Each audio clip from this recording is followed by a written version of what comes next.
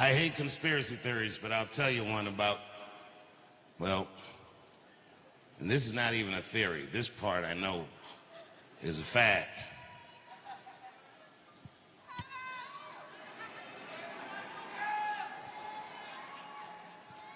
Did you know when I left D.C. and moved to New York in the 90s, the New York City Police Department had a hip-hop police task force? Did you know that? And this task force would follow anybody that was involved in hip-hop culture around. Not just rappers, drug dealers, because they thought that it was connected somehow. Even young comedians like me. Anybody that was just on that scene, they knew who everybody was and what everybody was doing.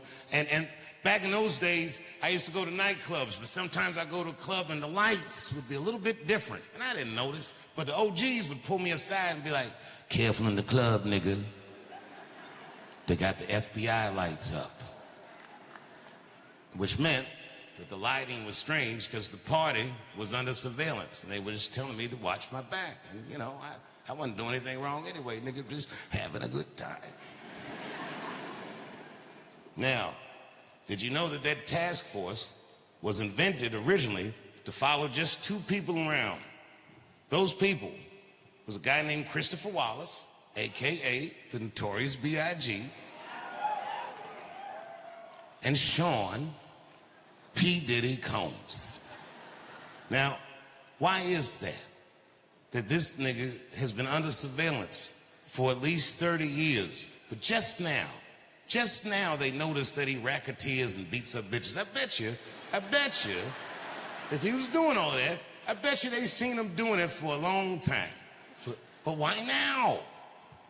I don't know. It was strange in this case. Nobody called the police. Except for Kid Cudi.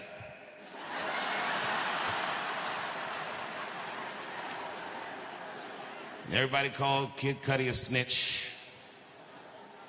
But he wasn't a snitch. A snitch is when two niggas do crime together and one of them gets caught and tells on the other one to get himself out of the trouble. Kid Cudi was violated by Puff. He alleged that Puff blew up his motherfucking Porsche with a Molotov cocktail and didn't stop there. He said he then alleged that Puff broke into his house and opened this nigga's Christmas gifts. Oh, nigga, I'd have been furious.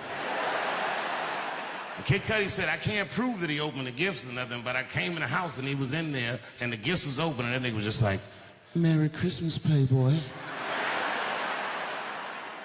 So what was Kid Cudi supposed to do? He only got two choices. Either A, you're gonna have to do some gangster shit to this nigga that he's gonna have a hard time proving. Or if you're not built like that, and I do not believe that Kid Cudi is built like that, your last option is B. You gotta call the police. Good for Kid Cudi. He did the right thing. I, on the other hand, I'm built like that. If this nigga fuck my family's Christmas up, you better believe I'm gonna make him suffer for that shit. And niggas are gonna come up to me and tell me all about it and not even know I did it. "Oh my God, Dave. Oh, did you hear what happened to Puffy?" "Oh my God, no. What happened?"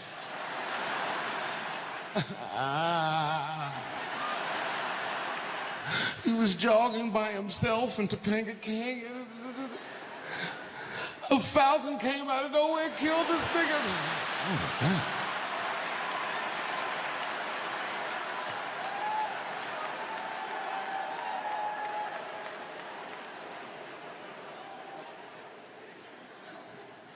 I love hip-hop music. I love many of the people that make that music. They taught me things and showed me things that I'd never seen for myself. Good things. For example, I was in Atlanta once. I'm almost done. Hang in there, champ.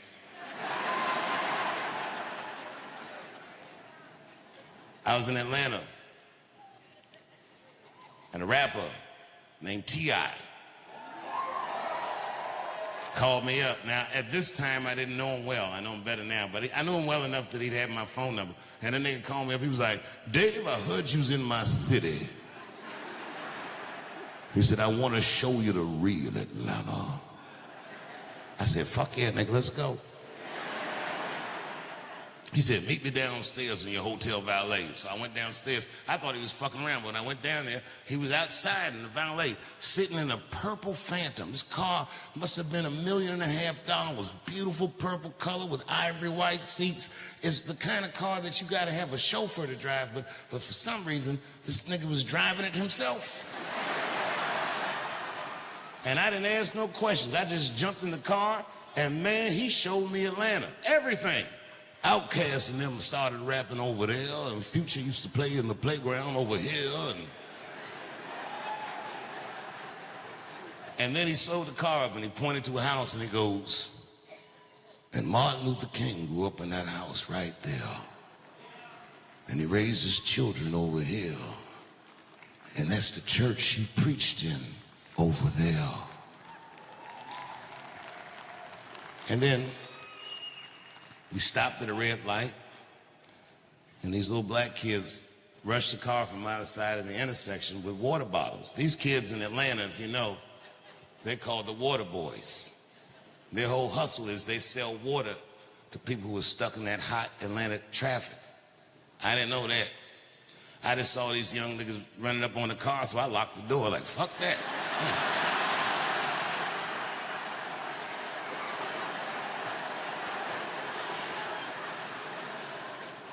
But T.I. rolled his window down, started giving the kids orders. Slow down, don't just run up on somebody's car. You don't know what they got in there. And smile so you look less threatening. And remember your manners. Yes, sir, no ma'am, please, thank you. That'll keep you alive. And keep that condensation on that water so it looks refreshing and delicious. And then that kid realized that he was talking to a legend. He said, oh my God. He said, thanks, T.I., and held his hand out for some money. And that nigga T.I. looked at him and said, I done gave you the game, and rolled up the window and drove away.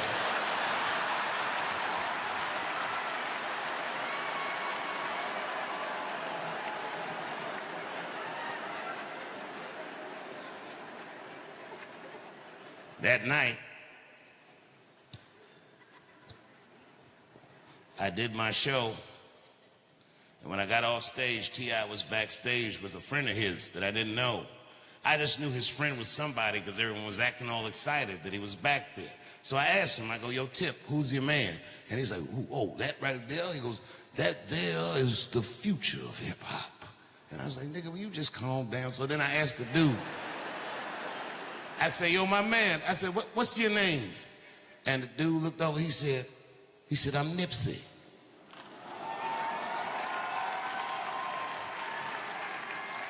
And this was Nipsey Hussle. I'm not gonna go all into it, but I gotta tell you, that night, me and T.I. and Nipsey went out, and we had a fucking blast. Good time, not a freak-off fun, but fun. So much so that when I got home from the road, and my wife always asked me, she goes, Dave, how was your trip? Normally I'm just like, it was good. But this time I was like, babe, I met the coolest nigga. I said, this nigga's younger than me, but it's like he's older than me. And she's like, what? She goes, what does that mean? I was like, I don't know, bitch. She's like, it's like hanging out with a fortune cookie. This nigga just had an answer for everything. I told her all about Nipsey. And what was funny about it is years later, I saw Nipsey's widow, and she pulled me aside. I'd never met her. And she said, I just want to tell you that my husband loved you. She said, he said he met you in Atlanta, and you had a wonderful time. I said, boy, that's fucking crazy. We sure did. Not long after I met Nipsey, I was in LA doing a show. And then after the show, I got a text from a guy that says, I'm at a party you need to be at. And I was like, I'm gonna go to bed. And he's like, no, nigga, you have to come to this party. So I'm thinking this must be the freak off, finally.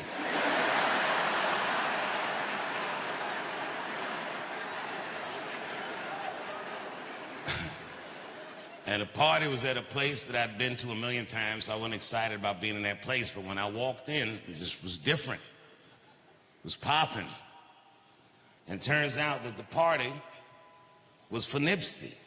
Nipsey had been nominated for Rap Album of the Year, and everyone that he would have ever respected was at the party. T.I. was there, Snoop was there, Jay-Z was there, Puffy, before we knew he did all that stuff, was there. I was there, on and on and on. And as good as the party was, when I was partying, I was having fun, but I had a pit in my stomach because it reminded me of the 90s. And you can believe me or you cannot believe me. I'm just telling you how I saw and how I felt. They had the FBI lights up. I just felt like, man, this party's under surveillance, but I didn't think too much of it. And then I went back home to Ohio and I was taking a nap, and my wife shook me awake, and she had tears in her eyes, and she said, David. I said, what's going on with you? She said, your friend is dead. And I'm old now, so I'm like, bitch, you're gonna have to be more specific than that. I know niggas with gout.